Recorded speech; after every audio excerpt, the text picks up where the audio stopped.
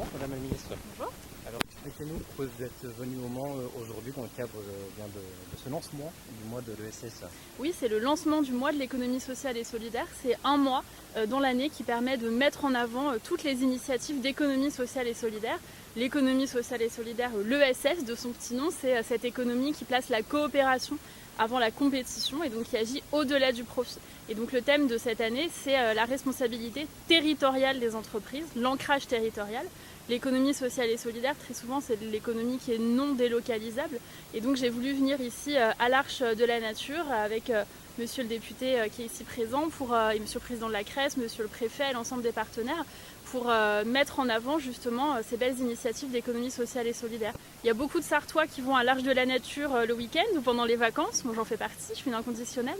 Et on ne sait pas toujours que dans l'Arche de la Nature, il y a des structures d'économie sociale et solidaire. Là où on va faire réparer ou louer son vélo à Belle Nature, les staminets quand on va boire son jus de pomme. Voilà, ce sont des structures d'économie sociale et solidaire. Il y a 20 000 Sartois qui travaillent dans une structure d'économie sociale et solidaire aujourd'hui. Oui, l'idée c'est d'abord de mieux faire comprendre l'économie sociale et solidaire. On a eu autour de nous différentes organisations, que ce soit des associations, des coopératives, des entreprises. Et l'idée c'était de mieux travailler pour valoriser, mieux faire connaître l'économie sociale et solidaire. C'est un modèle qui répond à des problématiques qu'on se pose aujourd'hui. Aujourd'hui se posent des questions de démocratie, de gouvernance des entreprises, de partage de la valeur créée dans les entreprises ou du bénéfice. Toutes ces questions, l'économie sociale et solidaire, ça fait 20 ans qu'elle se les pose. Monsieur le président de la CRES nous rappelait que c'est le 15e mois de l'économie sociale et solidaire cette année. Donc ces réponses qui sont trouvées dans l'économie sociale et solidaire, maintenant elles doivent polliniser le reste de l'économie. Oui, je trouve qu'elle est parfois difficile à expliquer parce qu'en fait, comme l'ESS est partout, on est un peu tous des monsieur Jourdain de l'économie sociale et solidaire, on en fait ou on en consomme sans le savoir. Donc c'est aussi mon travail en tant que ministre aujourd'hui chargé de ces questions, de mieux faire connaître cette économie sociale et solidaire.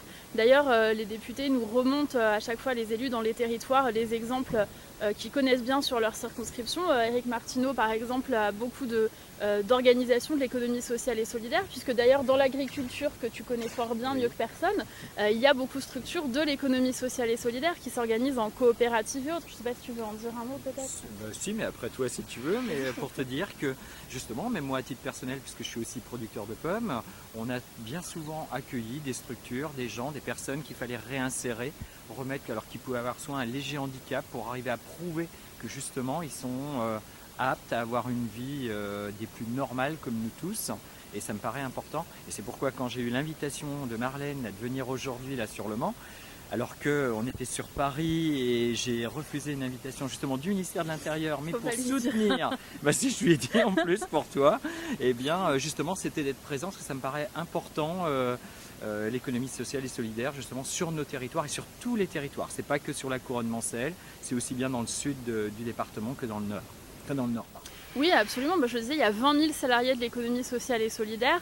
C'est une structure qui crée des emplois. Alors je veux dire aussi que parfois il y a des idées reçues sur l'économie sociale et solidaire, mais c'est pas une économie qui se fiche de son modèle économique. Bien au contraire, je dis parce que certains qui connaissent pas le secteur peuvent se dire parfois, il y a les entreprises de droit commun traditionnelles qui cherchent à être équilibrées, à engranger du bénéfice, et puis il y aurait les économies les entreprises de l'économie sociale et solidaire qui seraient pas percutées par ces enjeux. Mais quand on est à la tête d'une structure de l'ESS, on me l'a dit tout à l'heure à la table ronde, on est un employeur, on a des responsabilités, on a un budget à faire, donc c'est aussi un défi.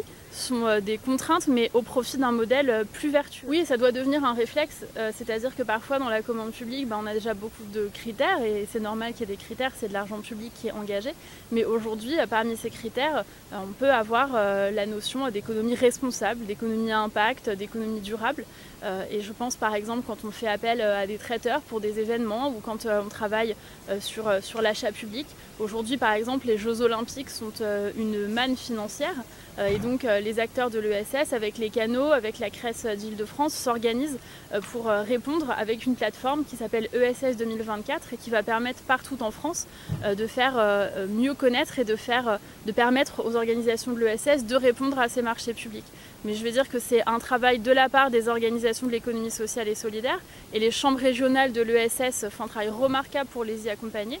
C'est aussi un travail de la part de l'État et des collectivités à mener, Donc moi, en étant rattachée à la Première ministre directement auprès de Matignon, j'ai la chance de pouvoir irriguer dans tous les ministères pour sensibiliser aussi tous mes collègues et tous les ministères à la possibilité d'avoir recours à l'économie sociale et solidaire. Oui, mais moi je pense qu'il y a une transition de la consommation. En fait, on recherche aujourd'hui tous, même des gens qui n'y étaient pas sensibles il y a une dizaine d'années, on recherche une consommation plus durable, on s'interroge sur la surproduction, on a envie de mettre notre manière de consommer en lien avec nos engagements.